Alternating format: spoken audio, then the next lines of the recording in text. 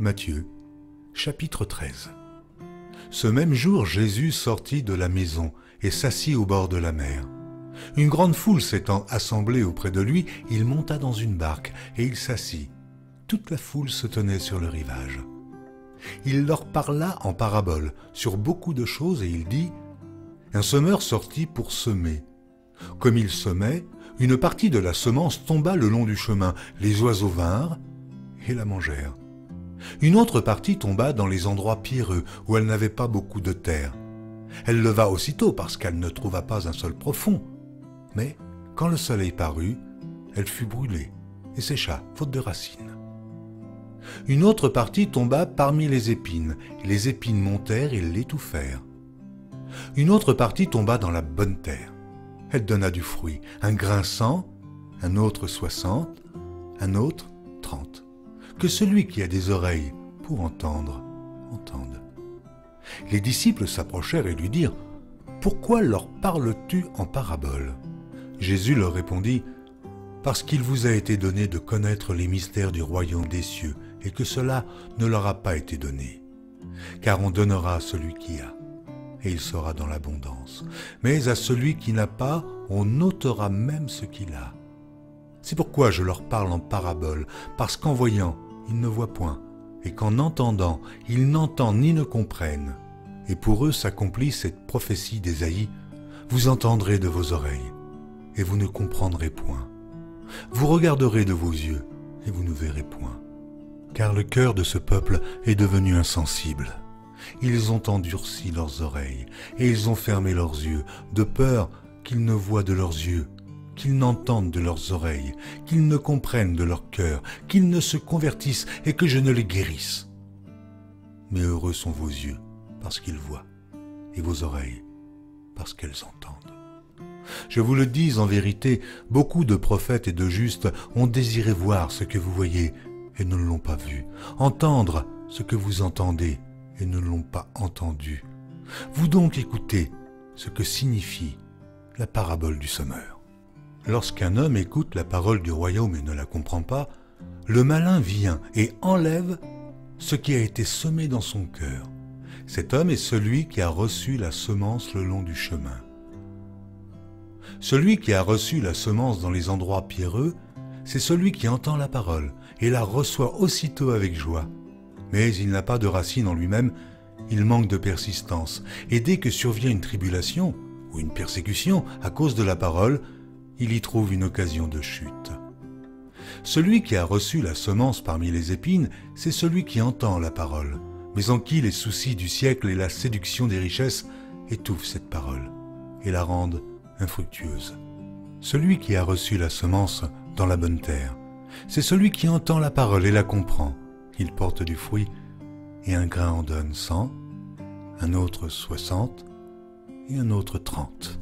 Il leur proposa une autre parabole, et il dit « Le royaume des cieux est semblable à un homme qui a semé une bonne semence dans son champ, mais, pendant que les gens dormaient, son ennemi vint, sema de l'ivraie parmi le blé, et s'en alla. Lorsque l'herbe eut poussé et donné du fruit, l'ivraie parut aussi. Les serviteurs du maître de la maison vinrent lui dire « Seigneur, n'as-tu pas semé une bonne semence dans ton champ? D'où vient donc qu'il y ait de l'ivraie ?» Il leur répondit « C'est un ennemi qui a fait cela. » Et les serviteurs lui dirent « Veux-tu que nous allions l'arracher ?» « Non, dit-il, de peur qu'en arrachant l'ivraie, vous ne déraciniez en même temps le blé. Laissez croître ensemble l'un et l'autre jusqu'à la moisson. Et, à l'époque de la moisson, je dirai au moissonneur, arrachez d'abord l'ivraie et liez-la en gerbe pour la brûler, puis amassez le blé dans mon grenier. Il leur proposa une autre parabole et il dit, le royaume des cieux est semblable à un grain de sénévé qu'un homme a pris et semé dans son champ.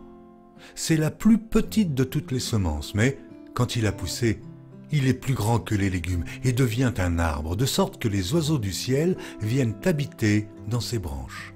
Il leur dit cette autre parabole.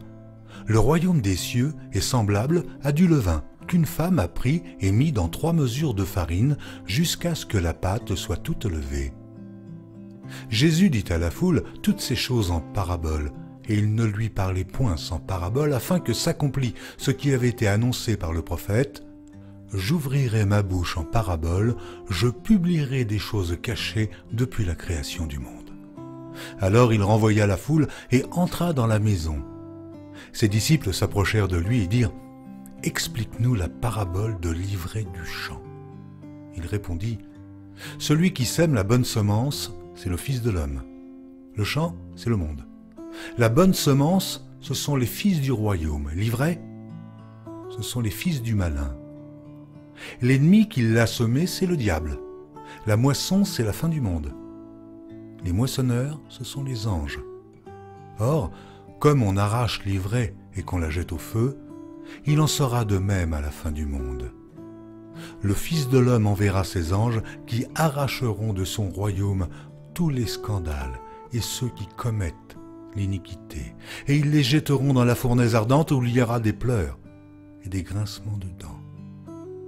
Alors les justes resplendiront comme le soleil dans le royaume de leur Père. Que celui qui a des oreilles pour entendre, entende. Le royaume des cieux est encore semblable à un trésor caché dans un champ. L'homme qui l'a trouvé le cache, et dans sa joie, il va vendre tout ce qu'il a et achète ce champ. Le royaume des cieux est encore semblable à un marchand qui cherche de belles perles. Il a trouvé une perle de grand prix, et il est allé vendre tout ce qu'il avait et l'a acheté. Le royaume des cieux est encore semblable à un filet jeté dans la mer et ramassant des poissons de toute espèce. Quand il est rempli, les pêcheurs le tirent, et après s'être assis sur le rivage, ils mettent dans des vases ce qui est bon, et ils jettent ce qui est mauvais. Il en sera de même à la fin du monde. Les anges viendront séparer les méchants d'avec les justes, et ils les jetteront dans la fournaise ardente, où il y aura des pleurs et des grincements de dents. Avez-vous compris toutes ces choses ? Oui, répondirent-ils. Et il leur dit, c'est pourquoi tout scribe instruit de ce qui regarde le royaume des cieux est semblable à un maître de maison qui tire de son trésor des choses nouvelles et des choses anciennes. Lorsque Jésus eut achevé ses paraboles, il partit de là. S'étant rendu dans sa patrie, il enseignait dans la synagogue, de sorte que ceux qui l'entendirent étaient étonnés et disaient « Mais d'où lui viennent cette sagesse et ces miracles? N'est-ce pas le fils du charpentier? N'est-ce pas Marie qui est sa mère? Jacques, Joseph, Simon et Jude, ne sont-ils pas ses frères et ses sœurs? Ne sont-elles pas toutes parmi nous? D'où lui viennent donc toutes ces choses ?» Et il était pour eux une occasion de chute. Mais Jésus leur dit, « Un prophète n'est méprisé que dans sa patrie et dans sa maison. » Et il ne fit pas beaucoup de miracles dans ce lieu à cause de leur incrédulité.